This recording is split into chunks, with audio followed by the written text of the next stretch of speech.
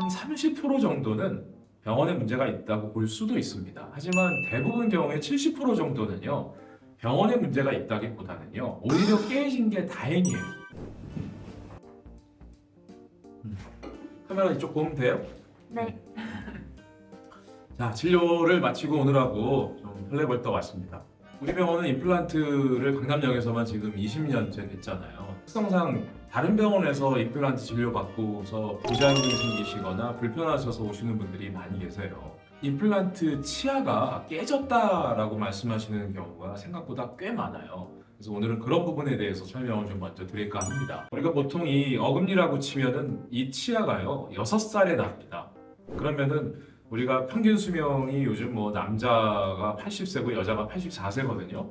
그러면은 거의 70년 넘게 이 치아로 버텨야 돼요. 근데 우리가 6살 때부터 온갖 음식들을 딱딱한 것을 막 씹다 보면은요, 이 치아는 유리하고 똑같아가지고 자잘한 금들이 갑니다. 이분은 저희 환자분이신데 흉치도 안 생겼는데 씹을 때마다 아프다고 하셔가지고 병원에 오셨던 분이에요. 근데 이렇게 그냥 치과 의사가 육안으로 봐도 치아에 있는 원래 주름인지 아니면 금이 간 건지 구분이 잘 안 가요. 특수한 장비로 자세히 검사를 해보면요, 이렇게 치아에 금이 가 있는 경우가 있습니다. 본인이 치아 주변에 떼었다거나 이런 경우에도 그 주변에 금이 가면서 자기 치아가 깨지는 경우도 있고요.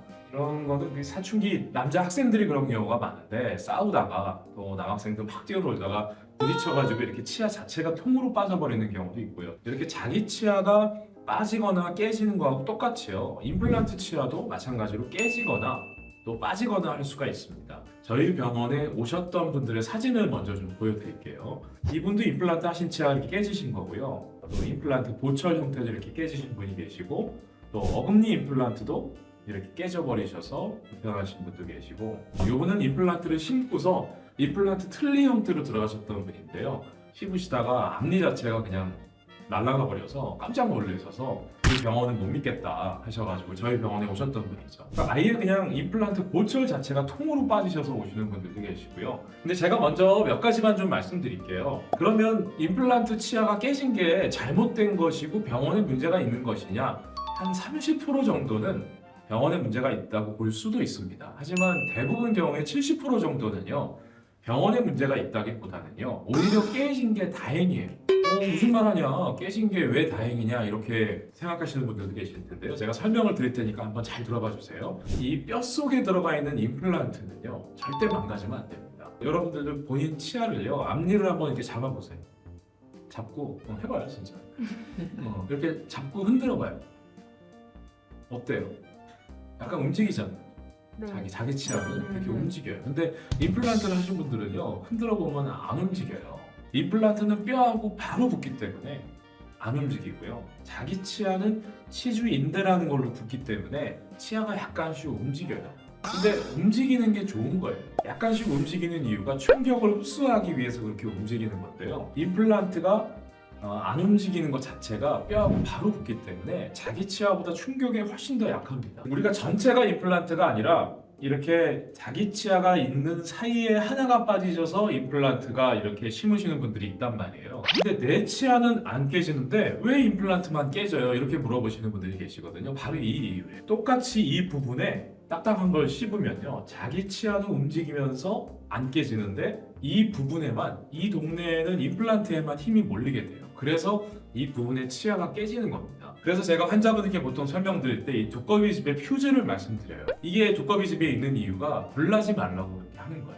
그러니까 이 퓨즈가 이 안에 있는데 이 역할을 하는 것이 바로 이 치아라고 보시면 될 것 같고요. 너무 과부하가 많이 걸리면 차라리 이 치아가 깨지거나 빠지거나 해버리면 더 이상 이 임플란트 부분에 힘이 안 가기 때문에 부작용이라고 생각하지 않으셔도 될 것 같고요. 보통 환자분들 그런 거 많이 물어보시거든요. 원장님 임플란트 치료했는데 음식은 어떤 것까지는 먹어도 되고 어떤 건 먹으면 안 되나요? 딱딱한 총각김치 같은 거 뭐 이 정도는 드셔도 돼요.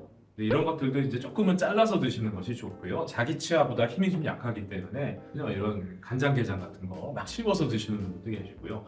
이거 자기 치아도 깨지거든요. 이런 것들은 좀 피하시는 것이 좋고요. 견과류는 괜찮아요. 근데 우리가 호두 같은 껍데기까지 본인이 막 깨서 드시려고 하시는 분들, 그런 분들은 좀 안 될 것 같고요. 또 너무 질긴 음식도 안 좋아요.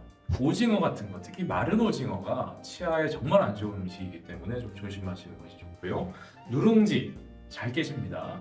생밤 같은 거, 봄밤도 마찬가지고 이렇게 좀 깨물어서 드시는 것들은 좀 피해 주시는 것이 좋고요. 그리고 너무 끈적끈적하거나 딱딱한 사탕 같은 것들, 얼음 당연히 안 되고요. 너무 끈적끈적한 역 같은 것들, 이런 것들은 좀 피해 주시는 것이 좋겠습니다. 임플란트 치아가 깨지는 것은 물론 병원에서 정밀하게 만들지 않아서 그럴 수도 있어요. 지금 자료화면도 나가고 있지만 요즘은 사람이 만드는 것이 아니라 컴퓨터 분석을 통해서 이렇게 임플란트 치아를 만들기 때문에 또 자기 치아보다 더 단단한 재료를 만드니까 웬만해서 깨지지 않습니다. 다만 치아가 깨졌을 때는 내가 좀 너무 딱딱한 음식을 좀 먹지 않았나? 식습관을 좀 바꿔야 되나? 이렇게 좀 생각을 해주시고 치료받으신 병원과 상의를 해주신다면요. 임플란트 치아를 잘 교체하셔서 씹으실 수 있으리라고 생각이 듭니다. 앞서 말씀드린 대로 여러 가지 임플란트 부작용이라고 생각되시는 사례들이 있습니다. 또 댓글 남겨주시면은 임플란트 치료 후에 고민하시는 부분에 대해서 자세히 설명드릴 테니까요. 구독과 좋아요 눌러주시고요. 치과, 특히 임플란트에 관련된 부분들 제가 설명 자세히 드릴 테니까요. 많은 청취 부탁드리겠습니다. 오늘 여기까지 하고요. 감사합니다.